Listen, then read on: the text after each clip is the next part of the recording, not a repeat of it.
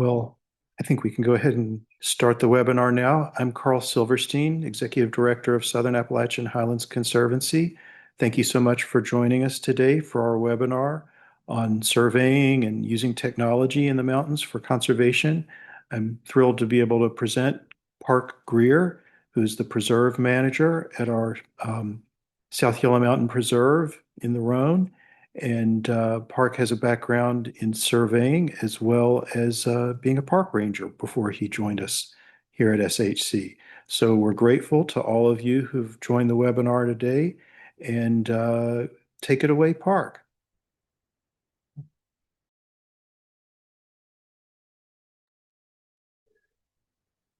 Hold on just a minute. Get my screen shared.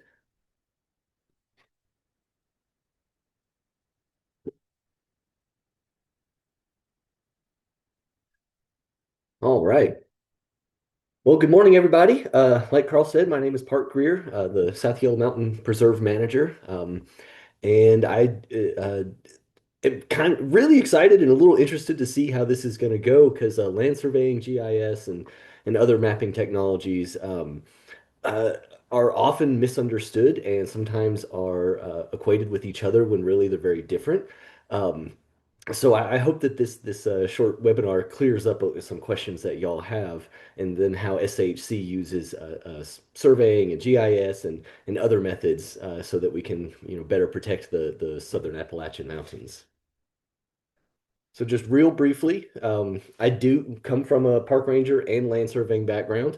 I spent a lot of time out east, as you can see, in deep water, trying to find the middle of streams or to find property corners, and sometimes on very peaceful hillsides over in Cherokee County or even up in Ashe County. And the company that I worked for was a stream water restoration surveying company. So we almost never did anything on construction sites. We almost never did anything with like subdivisions, but we did a lot of property boundary work, even with the U.S. Forest Service. We did a lot of property boundary work on farms and mountain lands, and most of our work was in the woods. So that transitioned really well when SHC was looking for someone who had that park ranger and land surveying background, and I had wilderness land surveying and not commercial land surveying. So that kind of helped me slide into this role just a little bit better. But I want to start real briefly on, or I guess I should start with kind of what the goals of this PowerPoint are. Is I do want to talk briefly on like the history of some of the technologies, the distinctions between them, how we SHC and some other organizations use mapping, and then at the towards the end of the presentation, I'd like to just touch on how you can read your plat, your deed, kind of what some of the terms mean. How to locate property corners, and then issues that can actually impact the accuracy, because there is a lot that can go wrong, especially out here in the eastern United States with our older surveys. And then that is my wife, Katie, when she came out with me on a couple scoutings or outings.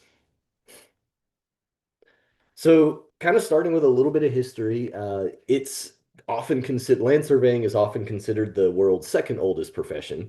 Um, it originally was being kind of scouted out about 3,000 years BCE, so about 5,000 years ago now. The Nile River in Egypt would flood annually, which would wash away all of the field boundaries. And back then, people were just putting stones to kind of show where their boundaries were. And after each flood, the Egyptians had to remeasure and reestablish those property lines. So imagine, doing that every year, trying to reestablish your property lines. That's just no bueno.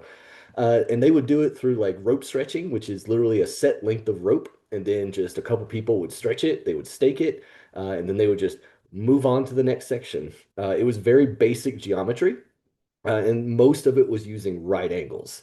And its primary purpose, at least for the Egyptians, was for land ownership to determine taxation, as well as just that they didn't have to do it every year. They could come back with just a set of numbers instead of trying to reestablish a rock. Um, and then after a lot of mathematics was invented from Greeks and Romans, the Romans essentially uh, pioneered the early instrumentation of land surveying, whereas this a picture on the left, the Egyptian picture, that depicts a lot of how they would use it just with ropes. and strings and rocks. But then the Romans, which is the upper right photo, they use this instrument called a groma, Groma. And that's why a lot of the Roman roads are straight and turn at 90-degree angles, is this was the instrument how they could determine straight lines. As you kind of see from this illustration, the surveyor would stand with one line into his dominant eye, and then he would line it up with the second line, and then all you had to do was rotate it 90 degrees and do the same thing and have a person in the back. As you can see in the back of this photo, there's a person there with a stake that they would hammer in the ground, and they would move there and then shift up and up, back and forth. Uh, and the Romans were primarily doing it over long distances. So that's where the need for straight lines and straight angles really came in handy. They weren't just kind of going up to the next hillside, they were trying to stretch across their entire empire. It also helped to organize agricultural land into uniform parcels, and to help with like various land divisions. And some European property boundaries today can still follow old Roman survey lines. So there's a few roads and a few old walls and even some properties that have been laid out almost 2,000 years ago.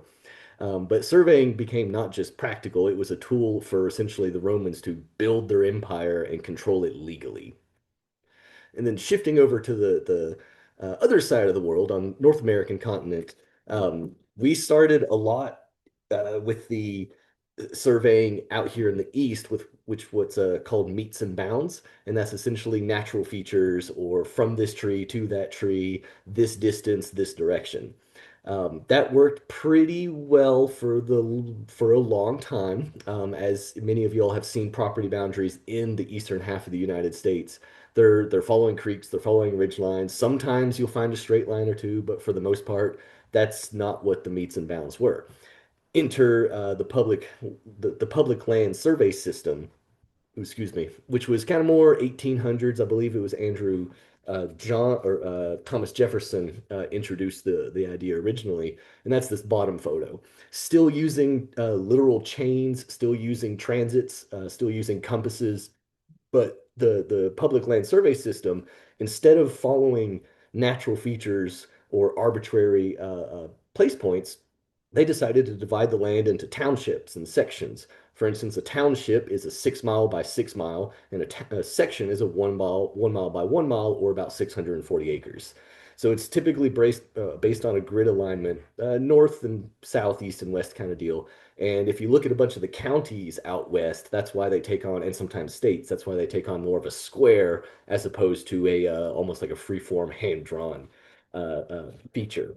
Um, and when they were using these things, they would use something called a Gunter's chain, which was a 66-foot length of chain.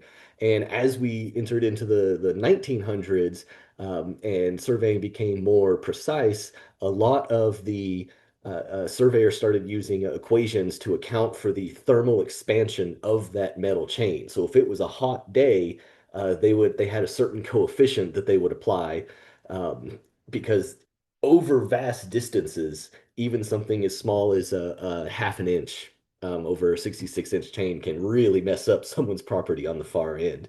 And they often worked in very dangerous conditions. There's a great book by Stephen Ambrose called "Nothing Like It in the World," where he talks about building the Transcontinental Railroad, and there's a whole section on just the surveying, and they were often encountering grizzly bears and violent people and all sorts of things.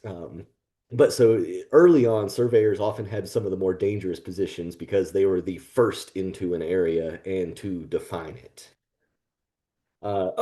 George Washington was a surveyor, and Thomas Jefferson. Thomas Jefferson actually taught Lewis and Clark how to survey on the White House lawn, which is, to me, that's just a very cool little piece of history. But surveying shaped essentially how America was physically and politically organized, and it still affects property ownership today. Sometimes we will have some properties, for instance, the South Yellow Mountain Preserve, there's one parcel that's only had four owners of that parcel since the land grants of like 1750 something. So that original line has been held for that long. Um, The limitations of this early surveying was obviously it was time intensive and errors would accumulate, the propagation of errors over distance because people were, we weren't using lasers and satellites, but so there are some limitations with the early stuff, and some surveyors still use chains. My supervisor that I worked with, when he started in the 80s, his company still used dragging chains to determine distance. Um, and then the modern surveying does use, some of y'all have probably seen a lot of them on the sides of the roads. They look like big cameras.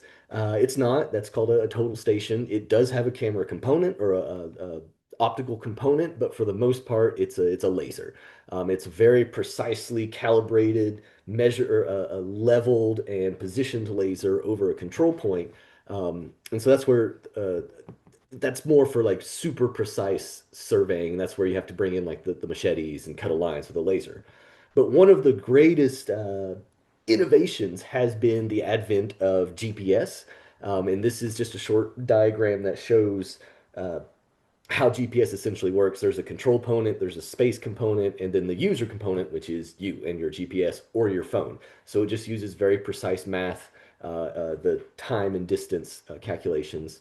And this photo on the left is actually the first GPS satellite that was used back in 1977, I think is when this one was put up in orbit. And now we have geosynchronous satellites and we have roving satellites that are sometimes 250 miles up in the sky, sometimes 5,000 miles, or sorry, 500 miles up there. Um, and some even are even further out. Um, so that's kind of how a lot of the GPS gets. There's a lot of math involved, and I'm not covering that, but this has been the main component that has revolutionized the quickness of land surveying. Instead of dragging chains, we can go out with a GPS receiver. Um, and it's, I guess a good way to put it is that we used to use ropes and chains, and now we use lasers. We used to use compasses, and now we're using more satellite. And instead of like hand-drawn maps, we're using digital 3D models. Um, So then GIS, which a lot of people think is surveying, or at least they equate it to surveying, and it's not. We had a joke in the surveying community that GIS stood for Get It Surveyed, which more or less is accurate. We'd have a lot of landowners come up to us and they'd have an app, or say like OnX or Field Maps or CalTopo or something like that, and they're like, "Oh, it says my property line is here." It's like, well, that there's a lot of errors that come in that. But essentially, with the hold on, I lost my notes here. Um, with the I'm sorry, folks. Oh, there it is. So Oh, I guess I should start. GIS stands for Get It, or sorry, Geographic Information Systems. It does not stand for Get It Surveyed. It's Geographic Information Systems. And at its core, it is primarily used for collecting, storing, analyzing, or visualizing data or patterns, spatial data. It's good for answering questions of what is where, why is it there, or what happens if something changes. Um, it's not used in a legal form to establish boundaries. Think of GIS as more of Google Maps with a brain. It's not just showing locations. It's also with user interpretation, you can also analyze the relationships between the science of where. It was originally pioneered in the 1960s with what was his name? Roger Tomlinson, that's the picture of the gentleman up in the top. And he first developed the first computerized GIS for the Canadian government because they had vast millions of acres of land that they needed to manage. And when they were using it, when it first started, I mean, we're talking, computers the size of rooms, the data had to be manually entered, and maps were digitized by hand. Um, the first big use of GIS was to analyze land capability across all of Canada. And the core idea of the layers is they're representing different values. You can kind of see this graph on the right. It shows property boundaries. You can look at streams and rivers and elevation and soil types and roads and land ownership and conservation easements and all whatever data layer you enter into GIS. And a single GIS map can contain dozens or even hundreds of layers. Uh, and there's a lot of different kinds of GIS that and programs that people can use, but for the most part, uh, the average person is not going to use GIS in their personal property. They can. It's available out there, but it's more it would be over functioning for just a landowner to use GIS just to plan out a garden. Like I said, you can, but that's not necessarily it'd be very time intensive to do that. And from a limitation standpoint of GIS, it is powerful, but it is limited. Like I said, it's not legally authoritative. The parcels are more approximate, and sometimes you'll see values where it's say there's a 10-foot error, there's a 5-foot error, there's a plus or minus amount of error. And they're not a substitute for a survey. And the data is the GIS data is only as good as what the users collect and enter into it. So if you don't use it to its full capacity, then you're not really using GIS. You're just playing around with a fairly expensive computer program. Um, LiDAR is another one that some people hear a lot, and it's also one of those things that is slightly misconstrued with other technologies. The most recent use of LiDAR that a lot of you might have seen is on self-driving cars. It's a spinning thing that sends out millions of points of data per second and creates a map. This top right image that's where someone set up a couple different LiDAR spinnings or LiDAR scanners, 3D scanners, and it just created this point cloud so that they could accurately map everything around that house and in it. Same thing for the smart driving cars at the bottom. I use LiDAR in a slightly different way, and a lot of land users or landowners will use it slightly different. Instead of creating a 3D point cloud where you're trying to paint a very accurate picture of what's right there, I'll use it for shaded relief for planning where I'm going to go or planning hikes or even just trying to find features on the ground. This photo on the left is actually from the South Yellow Mountain Preserve. And this came from more of a LiDAR scan data that was downloaded by the state of North Carolina. And they flew over a long time ago, and they do periodically every so often to update these maps. But if you look in the top right and the top left, there looks like these dark scars. And sometimes that could be a cliff, sometimes it'd be a canyon, but out in Spruce Pine, that is a fantastic indicator that there could be mines there. And then as well as you can see all the roads going up and down on the south side of the image. So LiDAR it's you can scan with a satellite, you can scan with an airplane. You can also some new modern phones have a LiDAR attachment that you can use, and you could do some 3D scanning for or not enhancement, but for property use, the state LiDAR data is probably the better to use. Um, so I guess an easy way to think about it is the surveying is if you want a legal description of your property or a legal description of a property, you got to get a survey. The GIS is great for like analyzing and visualizing data, but it's not great for marking boundaries. I've had people before who they use various apps that they go out to the field to mark a boundary using GIS, and they get close. Our modern technology, GPS software with our phones is good.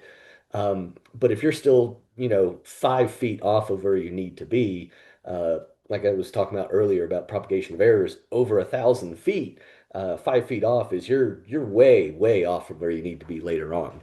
And then LiDAR is just great for creating 3D models and visualizing some of your data. Same as kind of like the GIS.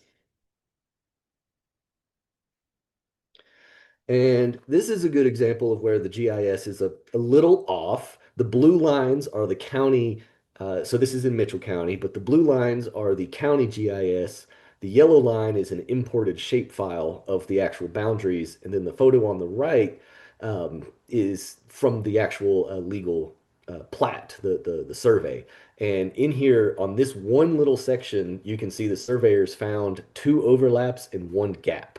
So a lot of the times the surveys show old monuments, and sometimes people can misinterpret what those old monuments might be or mean, or maybe they just find the wrong the wrong one. So when it comes to mapping for at least conservation, uh, every industry can use mapping, every industry can use surveying, every person can use surveying. Just knowing where your property is invaluable just to avoid arguments with your neighbors. And that's kind of where it's important for us as Southern Appalachian Highlands Conservancy to hire good surveyors who mark the boundaries properly, who mark them well, who know what they're looking for, who know what to include. And those are important questions to ask yourself if you're adjacent to a conservation area, or if you're thinking of putting property into conservation, or if you just are trying to manage your own land, is what needs to be shown on the survey? Because being that the survey is the legal description of your property, it helps phenomenally if everything is shown. I've seen surveys before that there's a power line going right through the property, and the survey just doesn't even mention it. It doesn't mention the water rights. It might not mention a conservation easement. So when you're choosing a survey, you need a good surveyor. And SHC does a pretty good job of finding the right people in the various focus areas that we work in. But there's still a lot of boots on the ground on our part, even though the surveyors have the technical side of operating the equipment and interpreting the deeds and working with the actual plats and creating the plats and surveys. We still need to be out there because we know what needs to be shown. So we'll walk out sometimes with the surveyors just to make sure that they're capturing all of the information that needs to be shown so that we have a good legal defense in case there's any form of encroachment that may pop up, in case there's any form of argument um, with the neighboring landowners. And this is a kind of a good example of getting a good survey. They go through they'll hang the signs, they'll flag up all the posts and the property corners. You can see the one on the left. The not only is the T-post flagged or the tree flagged, but also the monument and the ground is flagged, and then a conservation preserve sign nailed to the tree. Some people just do paint when they do their surveys. We like to do paint, we like to do signs, we like to make sure everything is flagged, and we'll often go out multiple times, at least for me on South Yellow Mountain and some of our other properties, and repaint and re-sign, because having that boundary very well marked in perpetuity is very important for defending those conserved lands. And then this photo on the right is a good example of why sometimes it's hard for a landowner to definitively know where their property boundary is. And I'm not talking about just any landowner, I mean everyone, every human. I didn't know about all the discrepancies in surveying until I got into surveying. But you can see the rebar that's flagged in blue and orange up in the kind of the upper right. But if you look in that stump, some of y'all might be able to see what looks like a round iron pin, and that's actually a railroad spike. And the original survey called for that railroad spike. So technically, that is the original monument. But after redefining some of the boundaries adjacently, these surveyors moved the boundary up, but they kept the old boundary because you never know when someone might need to reference that original marker. Sometimes property corners move. It's normally for a mathematical reason, not necessarily a legal reason. They can move legally when you buy or sell land or do a recombination. But one of the hallmarks for survey, or one of the quotes for surveyors, is following in their footsteps. That's kind of the slogan. So it's your math is not better than the surveyor before you. They all agree on the math that the math works. They just don't all agree on where to start, and that does have a big, big difference or a big effect if you're surveying big parcels of land. So paying attention to not just what is flagged, but also looking around and seeing if there's other property corners, because there is a term called pin cushioning, which I've seen on several of our conservation properties. Um, and that's where the surveyor thinks that their math is better. It's not a movement. It's just they're like, that surveyor is wrong. I'm right. I'm going to add another pin. And I've seen as many as four rebars within a square foot of area. And it's which one do you hold? Which one is the actual monument? Um, and that's where you bring it back to the office, and that's where the math comes in. This is another example of why it's important to walk your boundaries as often as is feasible. Um, Over on the left photo, that is a monument that was originally flagged and monitored back in 2022, And then after Helene, it knocked it over. It's still in the ground, but it is no longer vertical. You can stand them back, not you, sorry, surveyors can stand them back up. Um, but they would have to redefine it because maybe it got knocked over and shifted. So if I was in the field and I was mapping this monument, I would take a point at the top of the pipe and a point at the bottom of the pipe and take an orientation measurement to tell the surveyor it's goes in the ground here, it's pointing this way, but it is disturbed. And also flagging your boundaries or marking your boundaries, like I was talking about earlier. Over here, I do purple and orange and the sign, not on every tree, but I try to make it as visible as possible so that people know where the line is. And this happened recently on a northern section of South Hill Mountain Preserve, where I went out maybe a month ago and I did the purple and orange. And a couple weeks ago, a logger came in and did some clear cutting. They respected the boundary. I don't know if they would have if I did not refresh the paint because they would probably would have used a GIS software app. Um, and then just maybe there could the likelihood of encroachment would have been far greater had I not gone through and marked those lines. So it's important to have your boundaries very well marked. Now, on a landowner side, this disclaimer on most county GIS websites. Most people get their deeds and their references and their property boundaries from county GIS websites. This is Mitchell County, North Carolina. Uh, Almost every website I've ever been to pops up with this disclaimer, and I think everyone is so jaded to hitting those accept decline buttons that I don't think anyone reads them. But this top part where it says this website is not a legal document, that is the most important thing to remember about county GIS websites. You are using these websites for references, not necessarily for as a survey. And this is an example of a section of South Yellow Mountain Preserve where you can see I've got the parcel highlighted. And then over on the left, there's going to be some functions um, under the tools. And if you click tools, and it varies from county GIS to county GIS. Sometimes you got to play around a little bit to find out what you're looking for. But on Mitchell County, you can click tools, and then I can click on deed reference. And the deed reference is going to be that legal document that goes along with the plat or the survey that verbally describes the description. A lot of the times, the surveys will include a lot of the same data, but it's more of a representative map than it is the actual legal description. And many of you have probably read your deeds before, and sometimes they're fun, sometimes they're interesting. They'll say like beginning at a cucumber or a cucumber on a fence. And what that means is a cucumber magnolia tree on a fence line. Sometimes it'll say from chestnut tree thence north so many feet. It's like, well, that chestnut tree is probably not there anymore after the blight. Sometimes it references just rocks in the tops of mountains. I found a rock in not Avery County, Mount Airy one time that the deed referenced a chisel in a rock that was placed in 1840 something. And sure enough, there was this big rock at the top of a hill with a little crosshatch chisel right in the top of it. And so someone did that in 1840 and it's still there and it's still referenced by the deed. So deeds can be hard to read, but they're not undecodable. It just takes a little bit of practice and maybe some educational YouTube videos. Well, I think that's all I had just to do this real brief lunch and learn. Oh, I'm right at 30 minutes.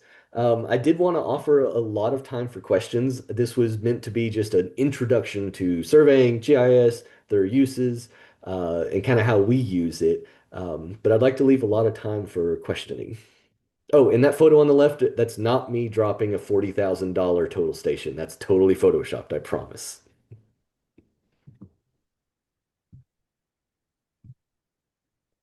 Thank you, Park.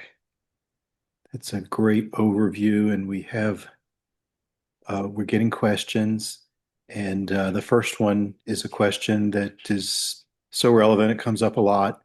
What happens when two surveyors, each hired by a different owner, reach alternate conclusions about the boundary? How are such disagreements resolved? Um, the best answer is in court, in front of a judge.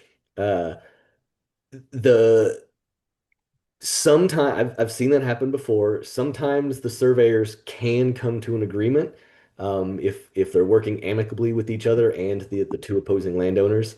Um, but normally the best course of action is to hire, I guess, a land attorney and then settle it in court. Oftentimes, what happens, or at least what has happened in my experience, is the judge will hold the older of the deeds. Um, if there was nothing weird that was found in the deed that was negated later on. But normally, if someone had the person that has the older survey, sometimes that gets held.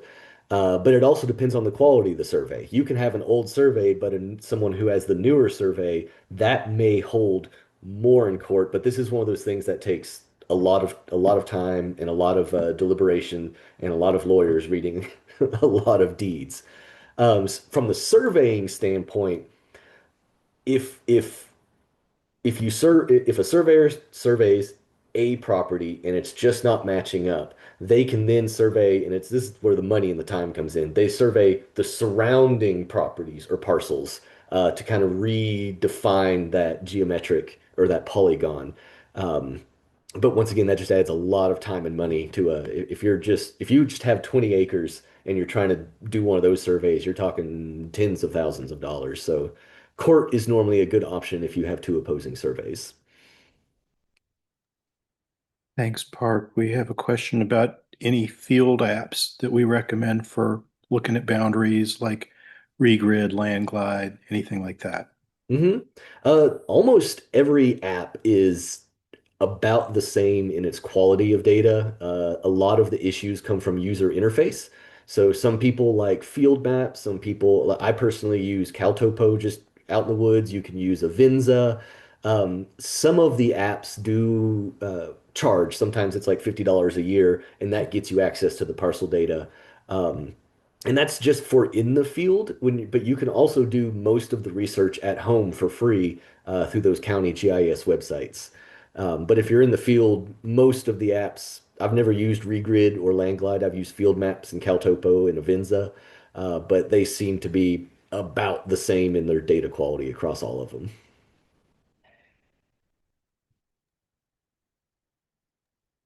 Great.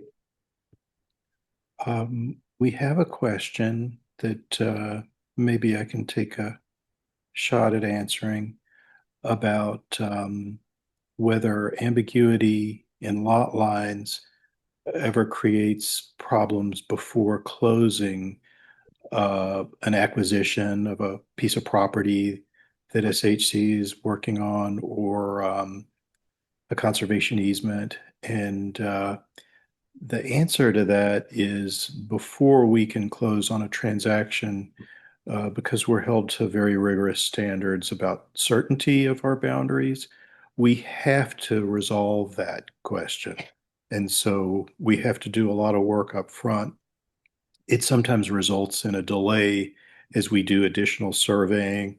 Maybe the individual or company that we're buying a piece of property from will have to quit claim part of the property boundary that's not clear before we um, close, because by the time we reach a closing, we have to have absolute certainty where that boundary is and hopefully have it fully surveyed, and boundary marked for clarity so that the whole world will know what's in and what's out from what SHC's acquired. Hope that answers the question. We are having some additional questions. I guess there was a question about best accessible sources of LiDAR in North Carolina, and it looks like one of the participants in the webinar actually typed an answer into the chat for that. And um, I guess we're being referred to the U.S. Geological Survey National Map Viewer, which I think has some different LiDAR viewing models. There's also a question about whether we have any idea when the 2025 LiDAR that was flown in some of the mountain counties after Helene is released or available. And I don't have the answer to that. I don't know, Park, if you have some thoughts about that. I've used for North Carolina, I've used the NC1 map, um, and then just using their LiDAR feature on that homepage. So just type in NC1, like one, goodness gracious, ONE. So NC1 map, and then that should bring you to a homepage where you can click on which data set you would like to view, and LiDAR is one of the options. Um, it's pretty easy to navigate.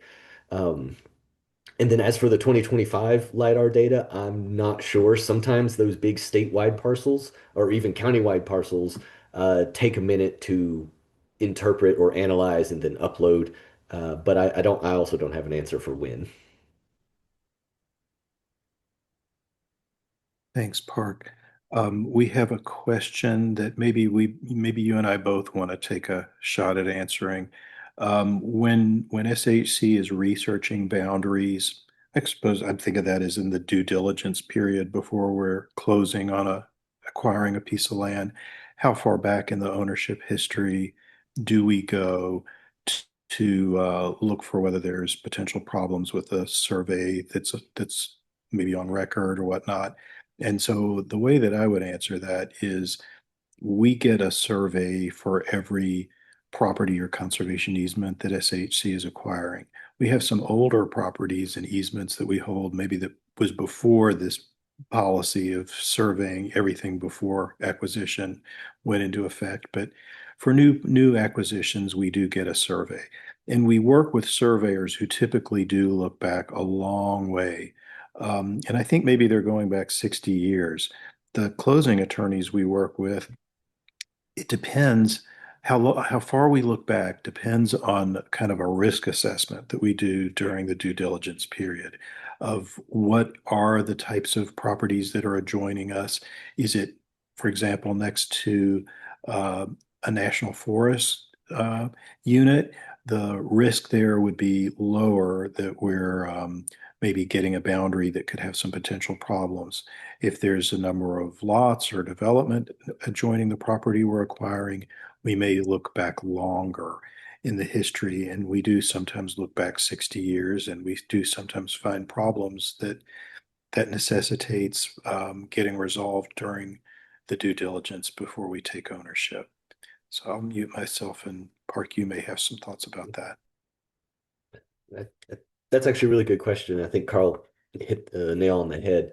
The survey company I worked for, my wife did most of the drafting, and she also did a lot of the deed research. And yes, it was sometimes if there was a newer survey, we would just use the first one and we would go out and if we were lucky, cool.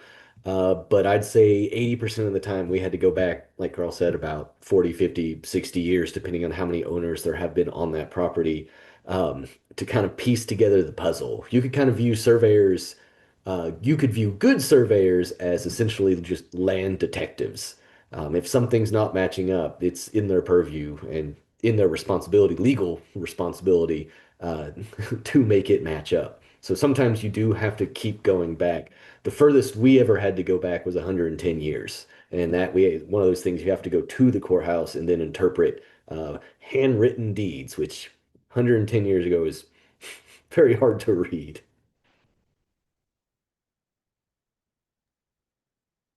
Thanks, Park. We have a question about costs of surveying.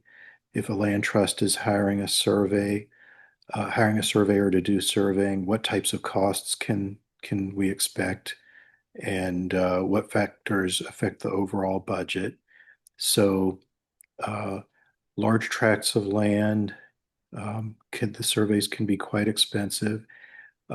If it's a conservation easement rather than just purchasing a tract of land, the conservation easement may have areas within it, like a homestead area or a farmstead area. If it's an agricultural easement that have to be delineated, sometimes we have to delineate the legal access into the property if it's, a right of way that's on record.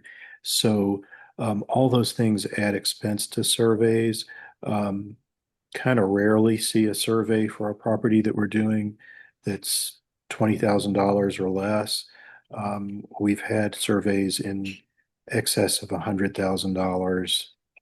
surveying has gotten more expensive. I think just the people power of doing it, especially since COVID, prices of the kind of professions like surveying and uh, closing attorneys and appraisals have all increased.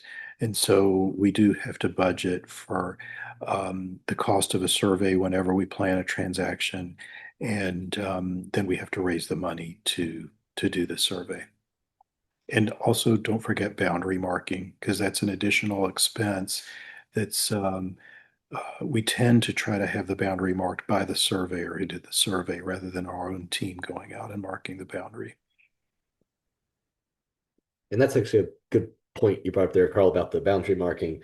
Um, there's many types of surveying, but specifically today we're talking about boundary surveys. Um, and most of the time when you hire the cheap surveyor, they're going to come out, they're going to find your, say you have four corners, they're going to find your four corners, they're going to flag your four corners, and then that's it. Uh, the cost does increase if you want them to flag it or mark it, paint it, sign it, whatever your boundary marking is. Put a stake in the ground to tell what a fence maker or a fence builder where to put a fence. So it depend the more tasks that the surveyor is doing, or the more tasks that you want them to do, it's going to increase the cost. And it's surveying is one of those weird things that it's both a profession and a trade. It overlaps with, they're licensed by the same governing board that licenses engineers in North Carolina. But then they're also out in the field doing stuff like in these photos. So there's a lot of little details that go into marking boundaries. And it's easy to have a surveyor do it because they have all the tools, they have the right information, and then you can come through later on, like what I do at South Yellow Mountain Preserve, and I look for where the surveyors painted previously, and then just refresh it. I look where there was a sign, and then just put a new one up if it fell. But I try to avoid going into areas that are not marked because once again, it's do you really know where your line is?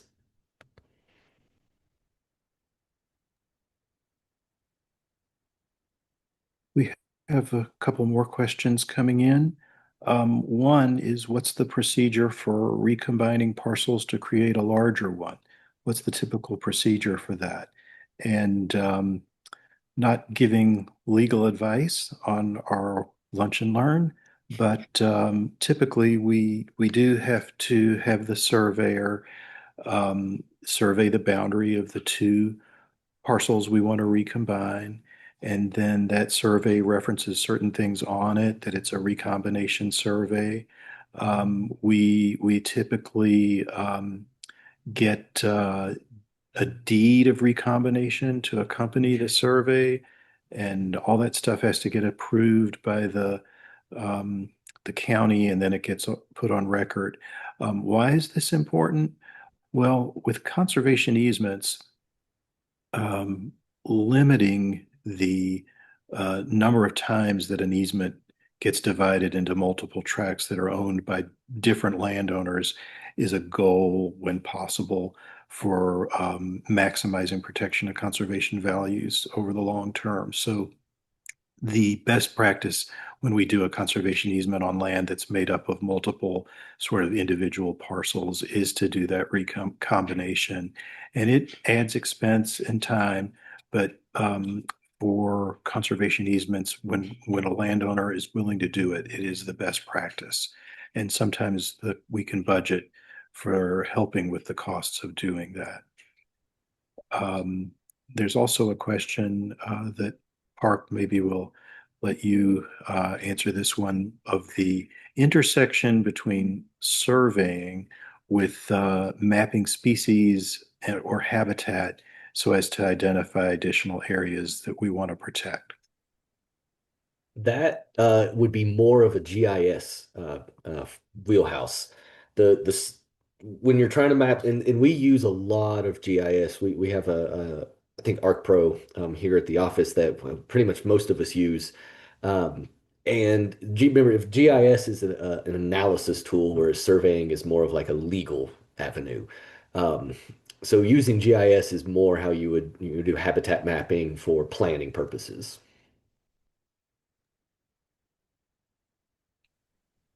Thank you, Park.